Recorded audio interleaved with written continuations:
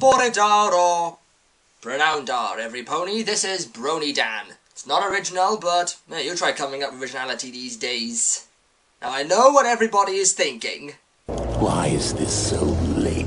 Well, you see, what with going off to camp for a week, then going straight to Scotland for 2 weeks, then going straight into production week, then our production of 7 Brides for 7 Brothers, I have been a little bit busy, but I'm back now to do more reviews, and this one was actually a request by a certain YouTuber called Hewy Toonmore. Wait, what? Yeah, I am just as shocked as you are, folks. Hewy Toonmore of Hewy's Animated Movie Reviews, the first reviewer I ever saw back in 2009, actually takes an interest in my work. That is truly a marvel. Though it's no surprise really that Hewy himself is also a brony himself and has requested that I would take a look at his own personal work. And that is Adventures in Equestria.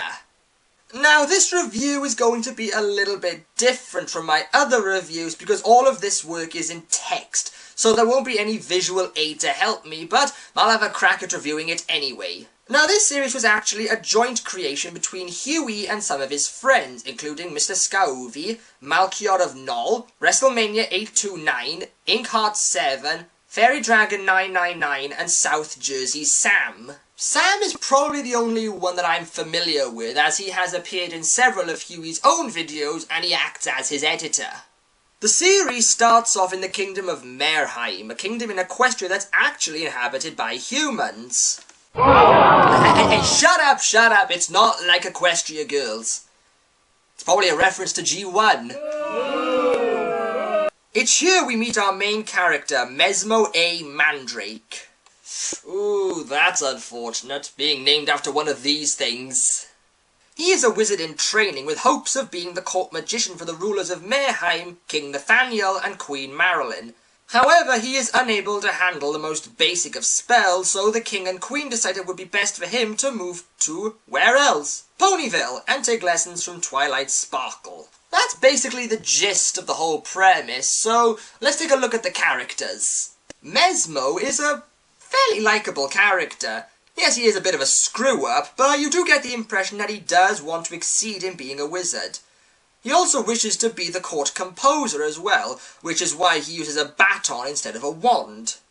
Now there are 3 other major characters that we see throughout the series. First, we have Mesmo's talking cat, Salem. Hey, I know you're sad that you can't change Libby, but I have worse news. I have to go to the bathroom. No, it is not a reference. That is actually Salem from Sabrina the Teenage Witch, even down to the snarky attitude. We also have Mesmo's 2 other friends, Nicola and Leanne. Nicola is an inventor, like his father, Emmett. In a reference to Doc Brown? You are correct, sir.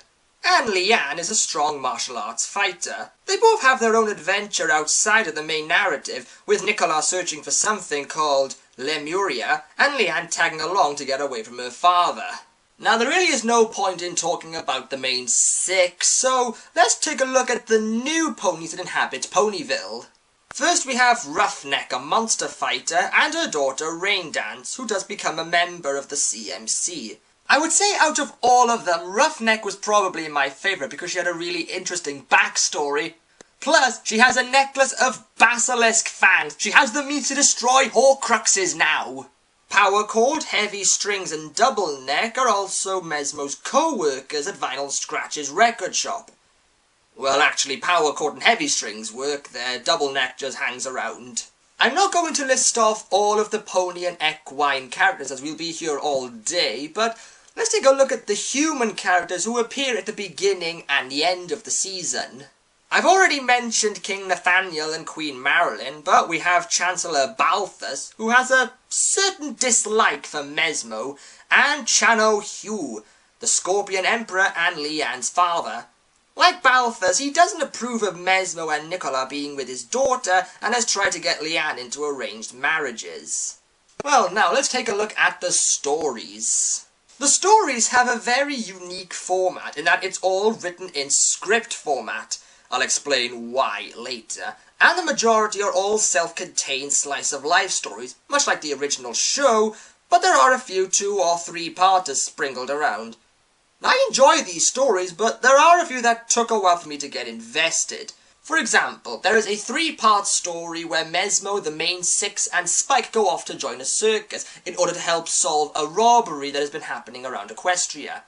It's a good story, but my only criticism with it is that I would have liked it to have come a bit later in the series, as its plot is very similar to a premise that they had 2 episodes ago. Some of them are actually adaptations of episodes from Friendship is Magic, like One Bad Apple and Magic Duel. And in the case of One Bad Apple, it's certainly an improvement over the original.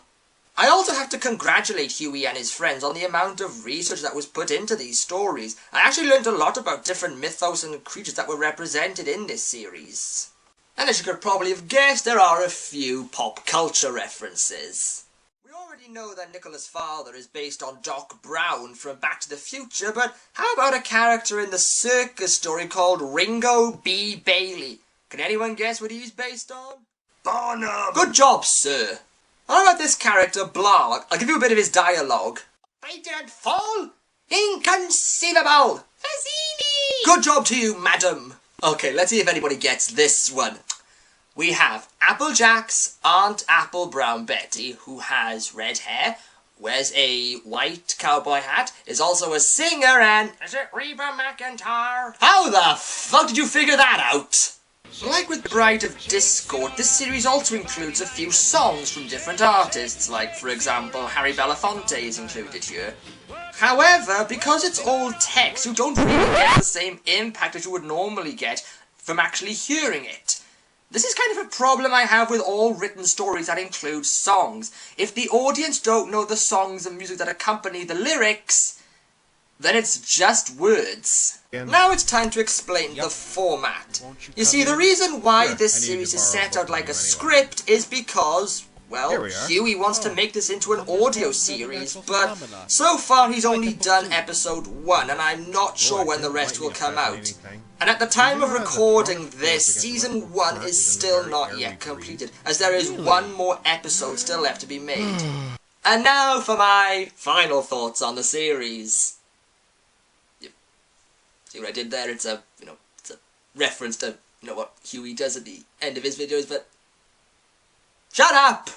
Overall, Adventures in Equestria is a very good series, with a lot of heart and effort put into it. It has great characters, well-written stories, and good executed morals at the end. And I truly believe it does have the potential of being a really great audio series. If you're a fan of Hewy's and you haven't read this series yet, I highly recommend it.